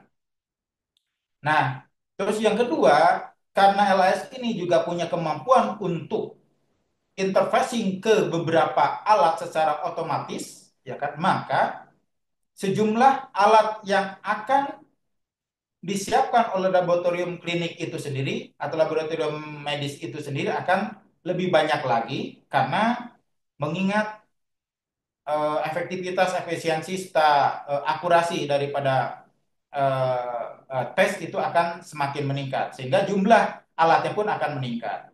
Nah, jadi secara jumlah sarana dan prasarana juga dapat ditingkatkan, jumlah pasien yang ataupun sampel yang diperiksakan juga akan semakin meningkat, maka pengembangan laboratorium itu sendiri akan mengalami peningkatan atau bahkan membuka cabang di beberapa tempat yang lain seperti itu. Bahkan bahwa LAS ini sendiri dapat mendukung dalam menentukan kebijakan suatu rumah sakit itu sendiri. Oke, baik. Tadi disampaikan bahwa sistem informasi laboratorium itu dapat membantu kita dalam mengelola laboratorium secara baik dan berperan dalam meningkatkan pasien safety tentunya di suatu rumah sakit. Di mana kesalahan dalam penulisan identitas, tadi disampaikan juga tentang antrian atau waktu tunggu yang lama, terus kemudian pengelolaan logistik ya dalam hal ini juga apa namanya logistik reagen ataupun bahkan pemantauan tentang kualitas hasil ya kan adanya faktor QC ya kan sehingga dapat menjawab ataupun mengurangi komplain bahwa bahkan insidensi kesalahan seperti itu. Itu yang diharapkan dengan adanya laboratorium information system itu sendiri. Itu tadi saya sampaikan tentang tujuan. Nah, kemudian kita akan beranjak kepada peranan daripada SIL ataupun LAS itu sendiri ya.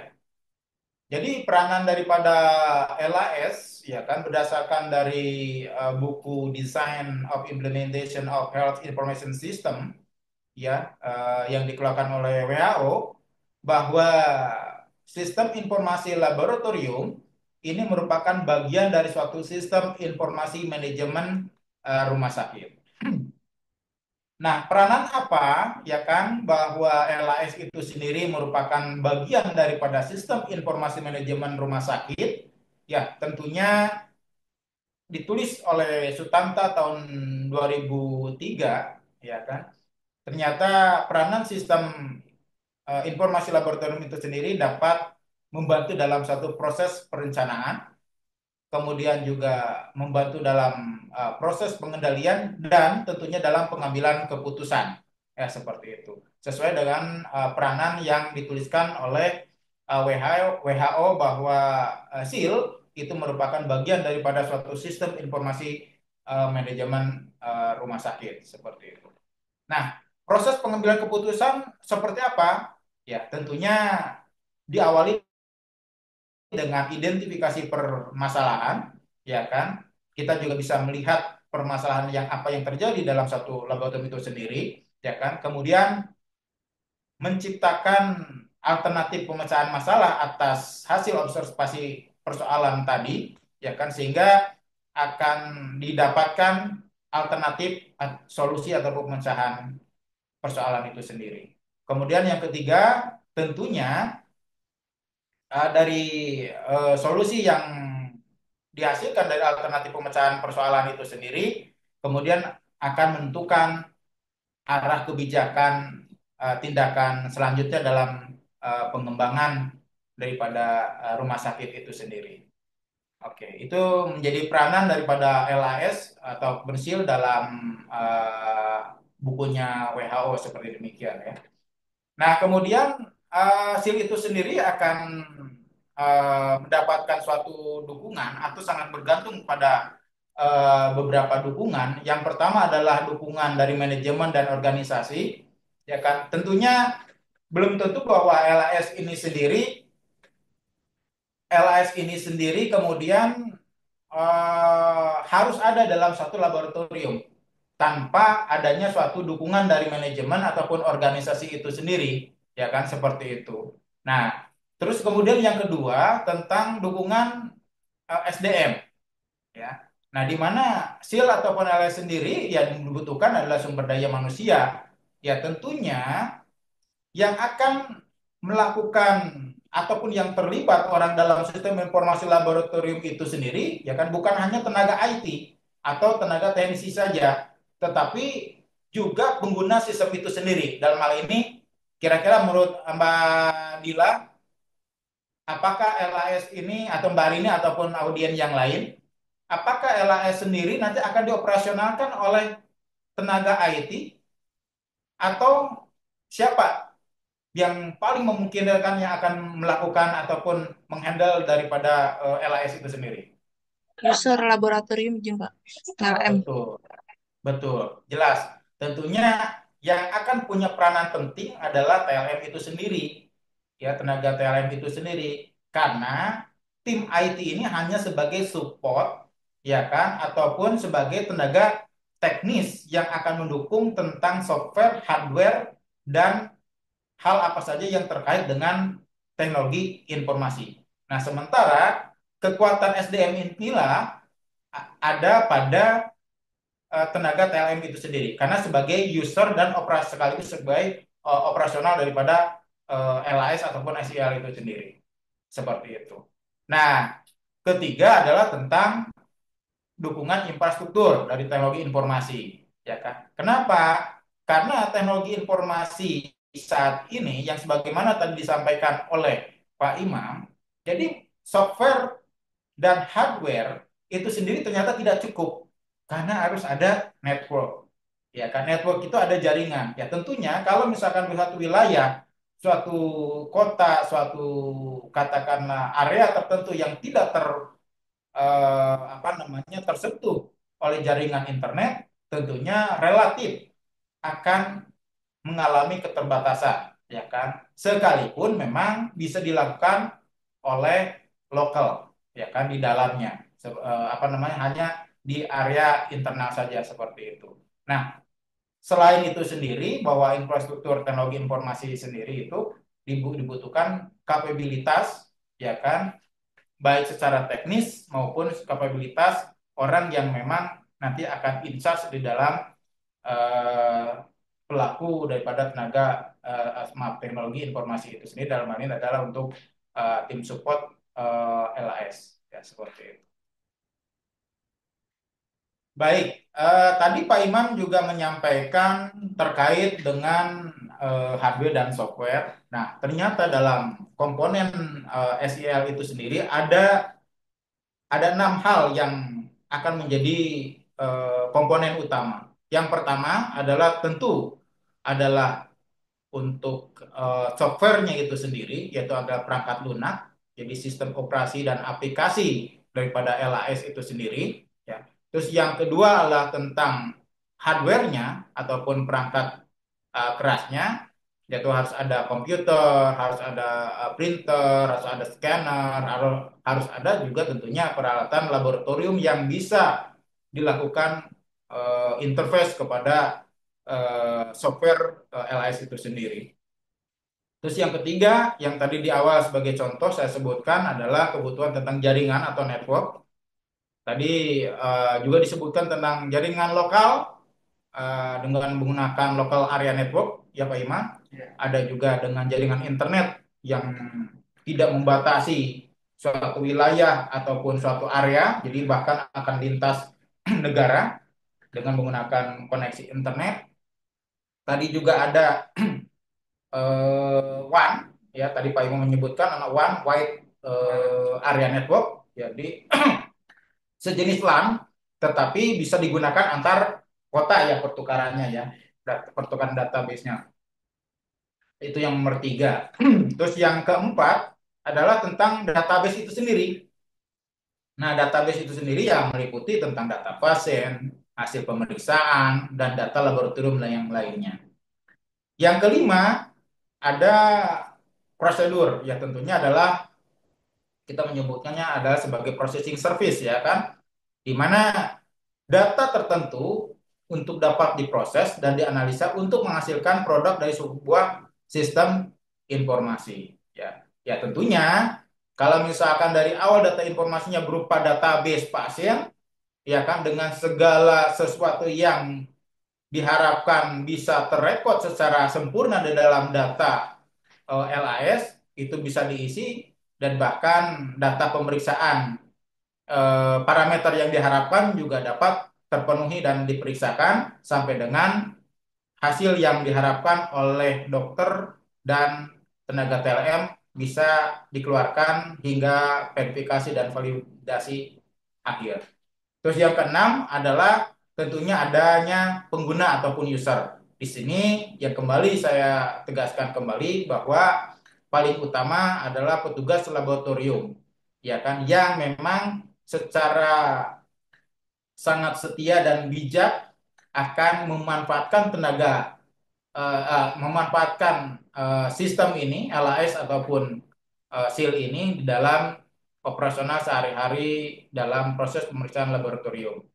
Juga termasuk di dalamnya ada dokter dan staf kesehatan yang lainnya yang nanti kemudian akan memanfaatkan sistem informasi laboratorium ini sendiri. Seperti itu. Jadi ada 6 komponen yang harus ada di dalam SIL. Yang pertama ada tentang hardware, yang kedua ada software, yang ketiga ada network, yang keempat adalah database, yang kelima ada processing service, dan tentunya ada user ataupun pengguna, pemanfaat. Eh, baik, kalau misalkan terlalu cepat, mohon diinterrupt saja dari audiens semua. Nah, memang saya memahami bahwa jam-jam segini ini adalah jam-jam sangat krusial ya.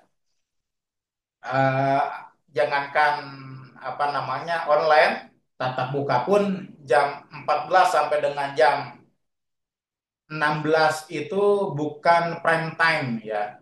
Karena di seminar ataupun di webinar juga jam-jam segitu jam-jam krusial ya. Tetapi silakan saja kalau misalkan ada interrupt dari teman-teman, dari rekan-rekan sekalian, silakan ya seperti itu.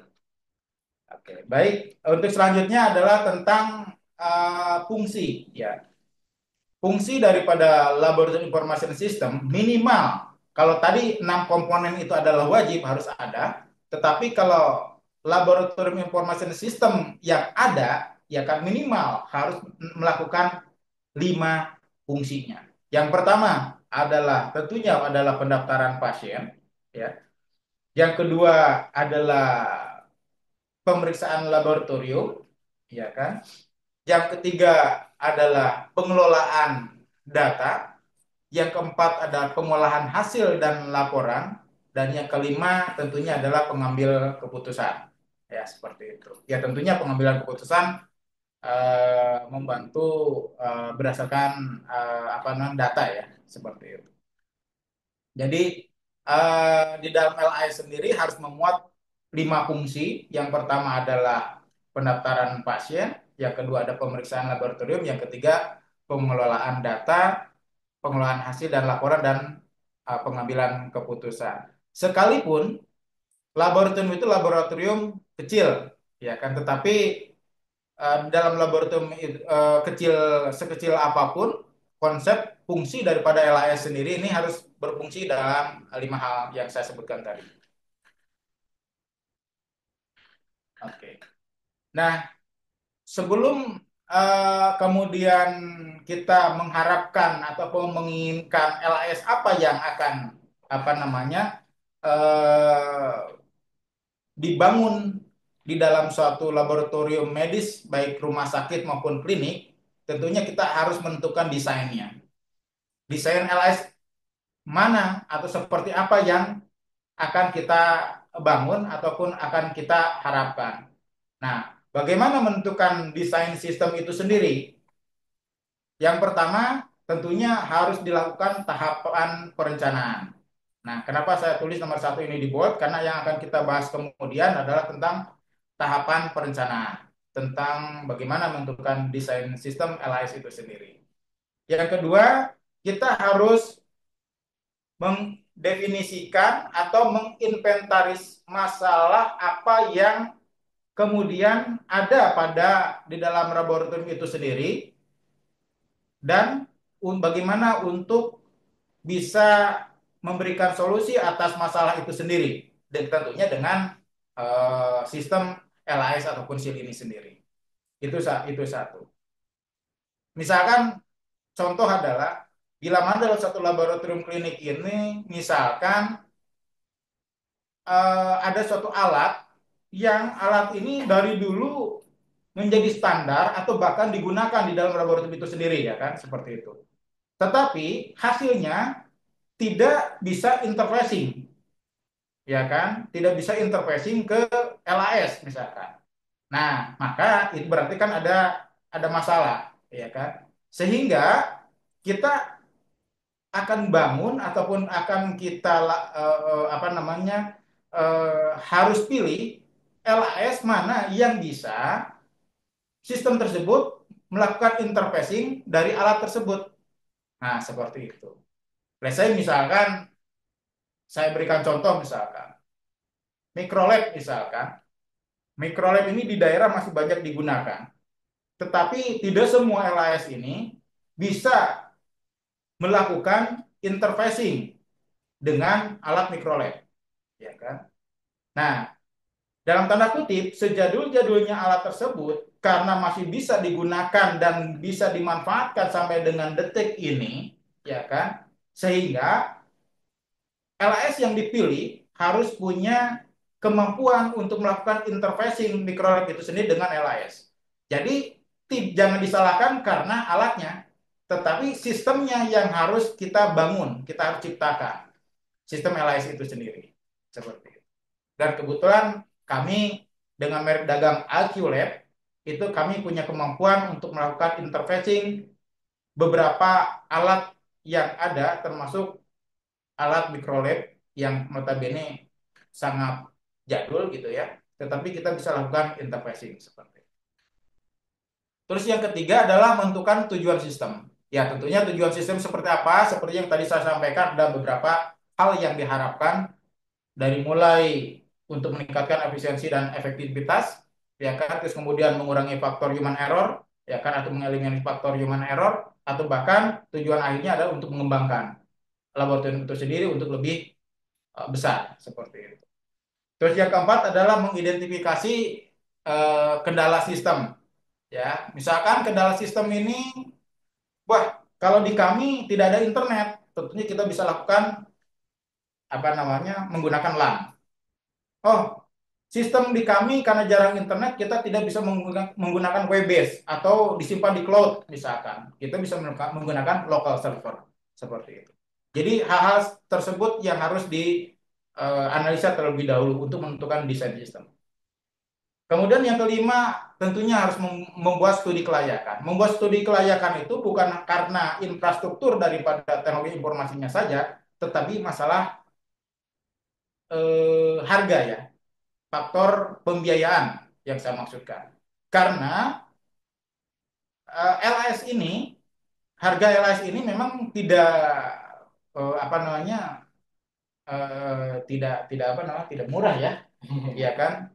Tetapi cukup terjangkau lah. Ya, secara rata-rata mungkin kalau teman-teman melihat dari e-katalog aja, ya di marketplace e-katalog harga daripada LAS itu sendiri sangat apa namanya cukup lumayan di atas rata-rata ya seperti itu. Sehingga harus membuat studi kelayakan apakah worth it atau tidak kalau kita misalkan kembangkan sistem LAS yang dimaksud dengan sesuaikan dengan kebutuhan dan harga. Nah, terus kemudian yang keenam ya tentunya desain ini apakah akan dilanjut ya kan ataupun bahkan ditolak dan sebagainya bergantung daripada penentu kebijakan tersebut dalam menentukan desain sistem itu. Oke. Kemudian tahapan desain sistem LAS itu seperti apa? Kami membaginya adalah dengan 4 tahapan. Yang pertama adalah tahap analisis, ya. Yang kedua adalah tahap desain, yang tadi saya sampaikan dalam penentuan desain itu. Yang ketiga adalah tahap penerapan, dan yang keempat adalah tahap penggunaan. Nah, dalam semua rangkaian tahapan ini harus dilampaui terlebih dahulu.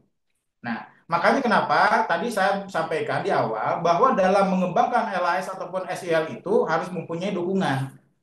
Terutama dukungan apa? Dukungan siapa? Yang pertama adalah dukungan manajemen organisasi atau pemimpin, dalam hal ini adalah Karumkit atau direktur rumah sakit atau K-install laboratorium patologi klinik misalkan seperti itu. Untuk melakukan ini semua, ya kan?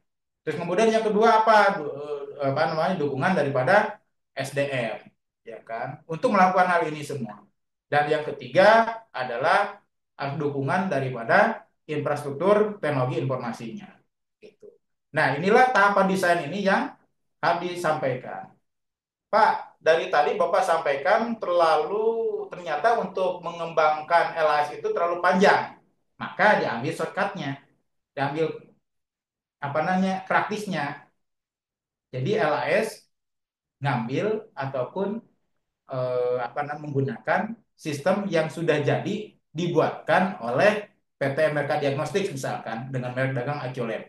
Sehingga itu untuk memudahkan apa namanya dari mulai apa namanya eh, menyiapkan tahapan-tahapan ini sampai dengan kemudian implementasi dan trial pendampingan dan kemudian monitoring sistem, bahkan pemeliharaan sistem dilakukan oleh vendor PT MK Diagnostik misalkan. Itu untuk lebih memudahkan dan lebih apa namanya cepat, ya seperti itu.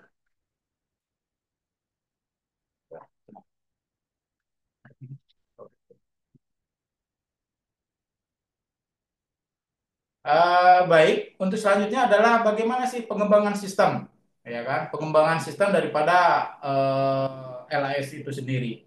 Nah, dalam ini adalah peranan TLM ini sangat penting, di mana TLM harus memahami aspek berikut ini, ya kan? Nah, yang pertama adalah desain sistem yang dibangun ataupun desain sistem yang ditawarkan katakan oleh PT Merka Diagnostik ini, ya kan, itu harus berguna, ya kan, tentunya mudah dipahami dan mudah dioperasionalkan oleh TLM. Nah, kalau dalam bahasa mudahnya adalah user friendly, ya kan, seperti itu.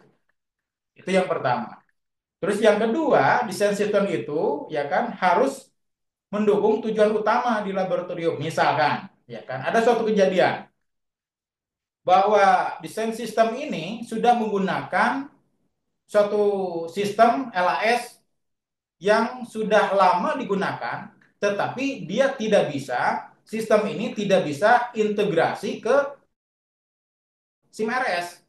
Nah, barangkali di beberapa tempat teman-teman di laboratorium, ya kan, di suatu rumah sakitnya menggunakan SIM RS Kansa atau SIM RS GOS ya. GOS, SIM RS GOS ya. Di mana dua-duanya adalah terbesar, terbanyak digunakan SIM RS di rumah sakit seluruh Indonesia. Sekitar 1.700 site ya, Pak Imam. 1.700 site. Nah, tetapi ternyata tidak semua LAS ataupun SIL yang ada di suatu rumah sakit itu sendiri secara otomatis terintegrasi di dalam SIM RS tersebut. Nah, sehingga apakah desain sistem ini mendukung tujuan utama dari laboratorium itu sendiri yang integrasi ke dalam SIM RS? Seperti itu. Nah, kami dari PT Merka Diagnosis dengan dengan IQ Lab punya kemampuan melakukan integrasi ke dalam SIM RS, baik SIM RS Kansa maupun SIM RS Ghost, yang notabene dua SIM RS itu adalah open source. Ya, seperti itu. Karena biasanya kalau open source itu rada sulit untuk melakukan koneksi ataupun integrasi LAS-nya.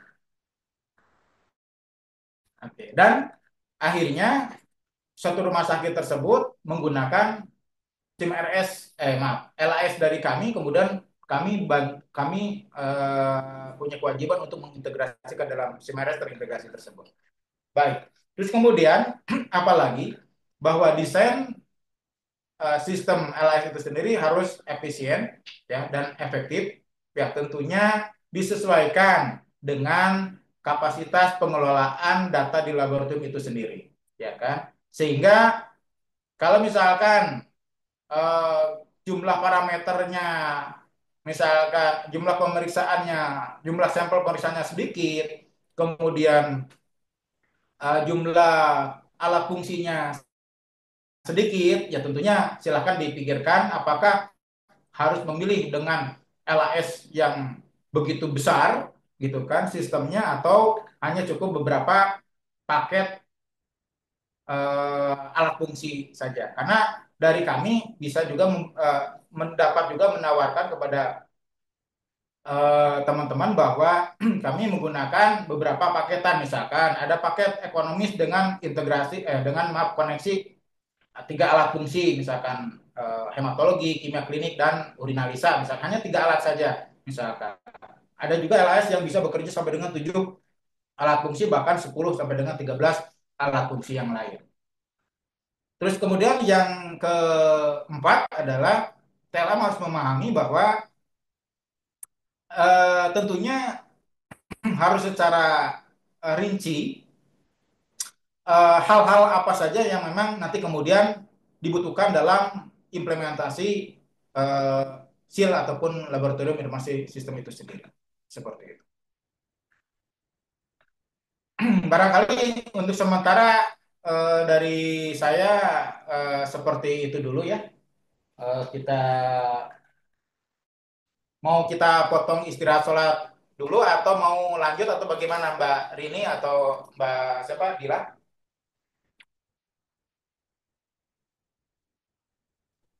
Boleh Pak istirahat dulu berapa menit Pak?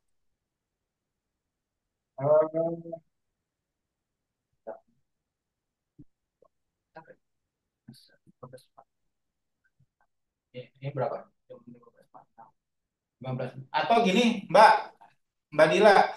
Nah, Ya, lanjut aja ya ya. Pak. Ini kan udah 15.46 ya. Kalau kita lanjut sampai jam 16 bagaimana? Habis jadi supaya tidak terputus Iya Pak. nanggung. Nah, nanti kalau Boleh untuk Pak. sesi Boleh Pak. kalau misalkan konsep dasar SIL ini masih kan ini kan saya ada 48 slide sehingga kalau misalkan ini kita lanjutkan untuk besok aja. Oh baik Pak, siap Pak. Oke, baik.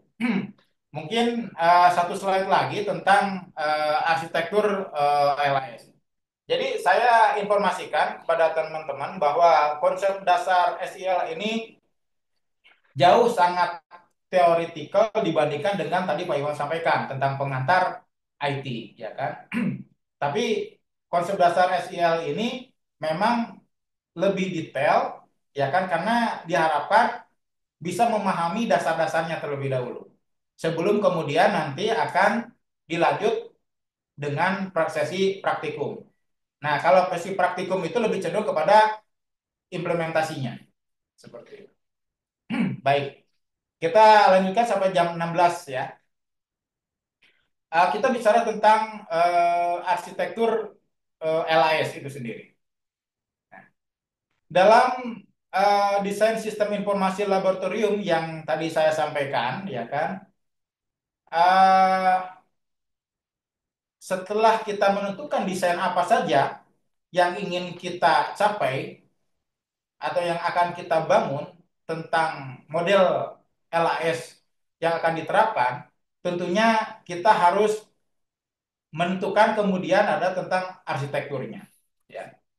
Kalau di dalam teknik sipil, arsitektur itu kan rancang bangun ya. Nah, rancang bangun. Di sini kita menyebutkan adalah tentang arsitektur LAS ataupun SIL. Ya, seperti itu. Jadi arsitektur informasi laboratorium ini sendiri adalah merupakan desain komponen komputer secara keseluruhan, termasuk sistem jaringan untuk memenuhi kebutuhan organisasi yang spesifik. Dalam hal ini adalah organisasi spesifiknya adalah Laboratorium Information System seperti itu. Nah, sehingga ya kan harus memenuhi semua kebutuhan ya kan, terutama dalam kebutuhan-kebutuhan bisnis strategis laboratorium. Nah, maka arsitektur teknologi informasi ini ya kan akan dijadikan cetak biru ataupun blueprint untuk rencana di masa datang. Jadi blueprint ini adalah sebagai dasar fondasi, kemudian bila mana rumah sakit ataupun laboratorium ini akan mengembangkan ke depannya seperti apa besaran daripada laboratorium itu sendiri. Sehingga dibikin dulu cetak birunya maunya seperti apa berdasarkan daripada desain yang sudah ditetapkan sebelumnya. Nah, nanti pada pelaksanaannya kita akan menyesuaikan arsitektur mana yang akan dipilih terlebih dahulu seiring dengan kemudian harapan cetak biru itu akan terwujud kemudian. Nah, seperti itu. Biasanya arsitektur ini dibuat dari LAS sistem tersederhana sampai dengan kepada yang arsitektur yang kompleks seperti itu. Nah, contoh ini adalah untuk konfigurasi laboratorium yang sangat sederhana atau laboratorium yang kecil, ya. Nah, ini untuk yang kecil ya tentunya sangat sederhana, ada server, ya kan, ya yang seperti yang saya bilang, kemudian ada instrumen, ya, terus kemudian ada workstation. Jadi sangat mudah, mungkin hanya dua ataupun tiga device ataupun tiga alat fungsi dengan satu komputer yang bisa tergabung menjadi server ya, Pak Imam. Seperti itu. Nah, yang kedua adalah untuk yang laboratorium besar atau yang sangat kompleks ya, sangat lengkap. Nah, ini tentunya sangat kompleks dan sangat besar. Nah, jadi kalau misalkan desain arsitektur cetak birunya adalah mengharapkan kemudian rumah sakit atau laboratorium klinik ini akan menjadi besar seperti laboratorium laboratorium yang terbesar seperti Prodia misalkan seperti itu, tentunya desain arsitektur sudah diciptakan blueprintnya untuk laboratorium dalam skala besar. Tetapi pada awalnya tentunya dari hal yang laboratorium kecil terlebih dahulu. Tetapi blueprintnya, arsitekturnya harus dibuat secara dari awal harus bisa memenuhi keinginan penentuan kapasitas laboratoriumnya itu sendiri. Seperti misalkan keinginan untuk menjadi laboratorium yang besar. Seperti itu. Kemudian arsitektur teknologi informasi sebagai pedoman implementasi itu terbagi menjadi tiga arsitektur. Yang pertama adalah kalau tadi skalanya ada skala besar dan skala kecil. Nah, kalau ini skalanya adalah untuk arsitektur terpusat, tersebar, atau menggunakan arsitektur client server. Nah, untuk yang A dan B itu sudah berkurang penggunaannya, tetapi pemanfaatan arsitektur model client server inilah yang banyak dikembangkan. Nah, yang kita sebut dengan arsitektur client server ini sebagai komputasi jaringan. Seperti itu. Betul ya, Pak Iwan ya? Baik.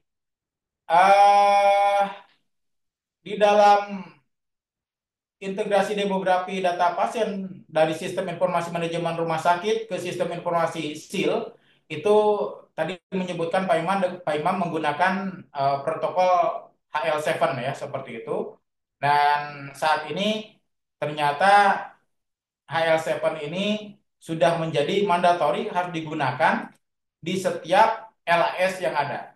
Jadi bila mana dalam penentuan arsitektur teknologi informasi, dalam hal ini adalah SIL, tidak menggunakan kaidah interoperability, yaitu dengan bahasa HL7, ya kan, itu saat ini diwajibkan harus menggunakan HL7 sebagai data interoperability. Jadi setiap LAS yang dibangun saat ini diwajibkan menggunakan protokol Health Level 7 atau HL7 ya seperti itu. Jadi ini menjadi tantangan kemudian di mana setiap LAS yang ada saat ini harus menggunakan data interoperability HL7. Nah, jadi bila mana ada yang belum, ya tentunya jangan dipilih terlebih dahulu ya. Seperti itu. Jadi harus menggunakan LAS yang menggunakan interoperability HL7. Nah, tadi saya sebutkan di awal tentang arsitektur client server, ya, di mana mudah saja kalau kita misalkan memberikan pengertiannya bahwa ada dua kata yaitu client server, yang dimana klien itu adalah sebagai pengguna, ya kan, pengguna sistem yang mengirimkan pesan kepada server, di mana server itu hanya sebagai penyedia dan layanan. Nah, cara kerjanya adalah klien mengirimkan permintaan, diterima oleh server, server kemudian memprosesnya, ya akan mengeluarkan layanan data dan dikembalikan kepada klien sebagai penerima data itu sendiri. Nah, tentunya hal ini sangat teoretikal, tapi nanti akan lebih jelasnya pada saat nanti pada sesi-sesi praktikum dengan menggunakan aplikasi LAS, ya seperti itu. Barangkali mungkin dari saya dicukupkan sekian dulu ya, kawan-kawan semua. Mudah-mudahan di sesi berikutnya akan kita lanjutkan tepat jam 14 nanti sorry maaf, Mbak Dilah dan Mbak Rini ya untuk menyiapkan link Zoom berikutnya untuk melanjutkan sesi-sesi berikutnya, baik untuk kemudian ada tanya jawab di pengantar IT maupun nanti kemudian ada kelanjutan daripada konsep daftar SIL. Konsep daftar SIL akan diakhiri di sesi besok. Kemudian untuk minggu depan kita langsung ke praktikum, tapi diawali dengan topologi jaringan ya. Ya, instalasi. Dengan topologi jaringan ataupun instalasi, kemudian nanti langsung dilanjutkan sesi praktikum. Mudah-mudahan untuk minggu depan bisa datang semua, karena di sesi praktikum kita akan lebih bukan hanya showing, bukan hanya untuk menunjukkan, tetapi kita mempraktekkan langsung. Nah, maaf, Ketua kelas mungkin Mbak Dila dan Mbak Rini, Mbak Yuri ya tadi? Iya, Pak. Mbak Rini ya. Bisa nanti mengadvise kepada kawan-kawannya untuk minggu depan itu membawa laptop ya, agar nanti bisa digunakan menggunakan praktikum menggunakan laptop masing-masing. Ya, Pak. Ya, Praktikumnya nanti Izin, topologi jaringannya menggunakan apa ya, Pak? Iya. gimana Mbak Rini? Maaf.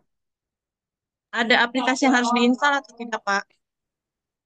Ya, Mas Mas bisa. Iya, nanti ada aplikasi yang harus diinstal di laptopnya masing-masing. Jadi kita tujuannya kita akan memulai registrasi dasar untuk registrasi data pasien sampai pelaporan langsung kita running di aplikasi tersebut gitu, LS-nya sendiri. Aplikasi Cuman dari cuman di sini kira-kira kan mahasiswanya tadi ada 79 ya.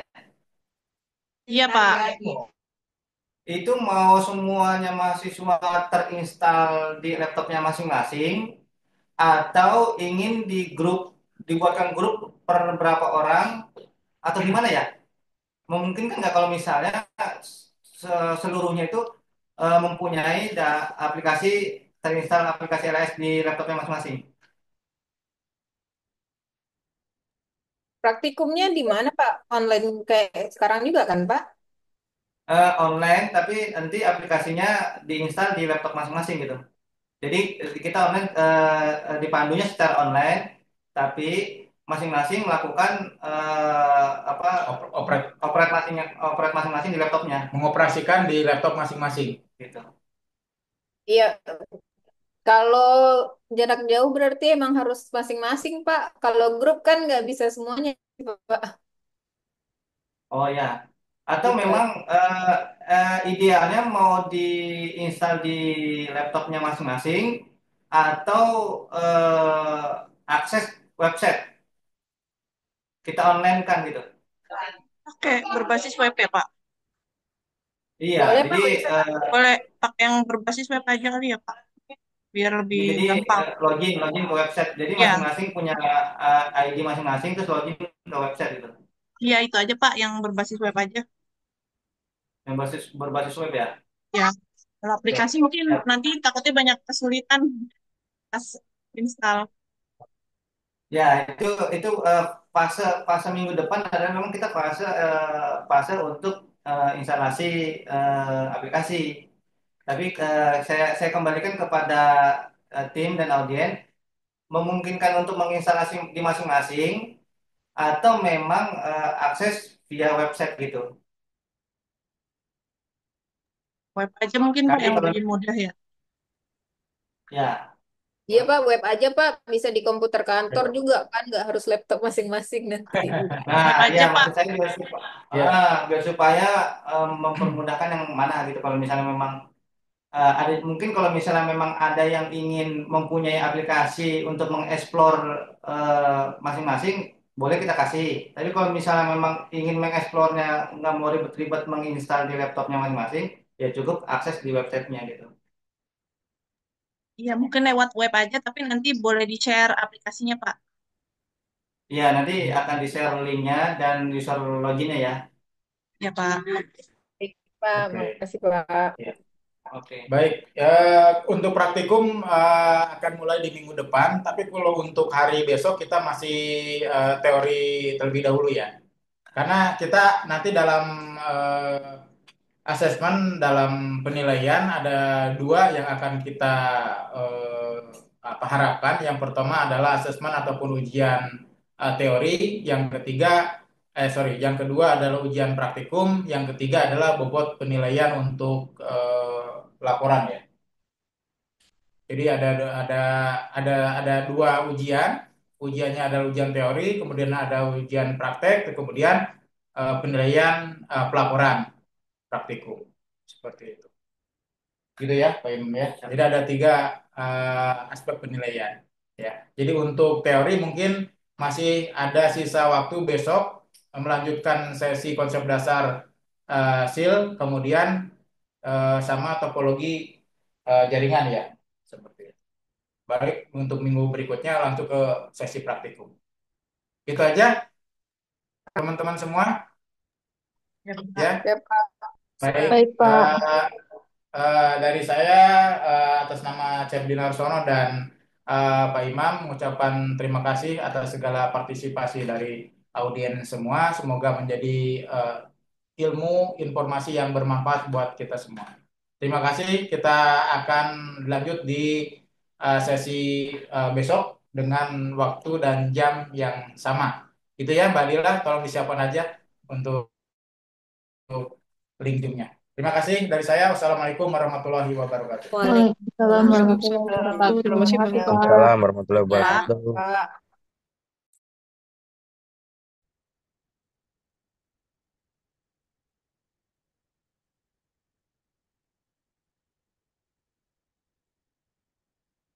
Sampai.